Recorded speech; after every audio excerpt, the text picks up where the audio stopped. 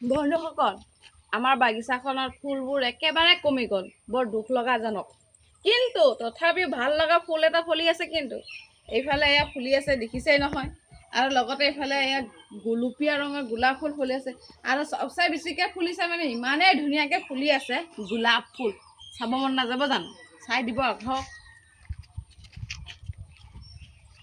এয়া চাওকচোন, ইমানেই ধুনীয়াকৈ ফুলি আছে। মোৰ একদম দেখিয়ে মন মোহাই গ'ল। মানে গোলাপ ফুলটো ইমান ধুনীয়াকৈ ফুলি আছে আমাৰ ফুলজোপা নহয়।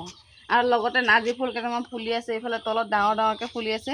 মই মানে এটা খচত ৰাখিছোঁ, বিধান ৰাখিছোঁ অহা বছৰকৈ কামত দিব। মানে এইকেইটা মই যদি এতিয়া খচত ৰাখি দিওঁ নহয় সোনকালে, তেতিয়া মই অহা বছৰ সোনকালে লগাই দি পেলাই গুটি পচাই পেলাই সোনকালে লগাই দিলে চাপৰতে ফুলিব। মানে এতিয়া মানে অলপ দেৰিকৈ মানে ফুলিছেতো, সেইটো কাৰণে মানে ভাবিলোঁ এইকেইটা ৰাখি দিয়া যাব, বিধানত ৰাখিছোঁ।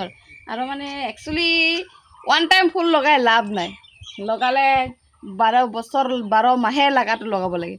যেনেকৈ তগৰ ফুলটো একবাৰহে লাগে বছৰত, ঠিক তেনেকৈ সেয়া গোলাপ ফুলত পানী দি থাকিলে ওলাই থাকে।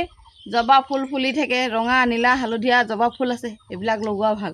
ওৱান টাইম আজিকালি প্লাষ্টিকৰ নিচিনা ফুল ওলাই যে, এইবিলাক লগাই লাভেই নাই।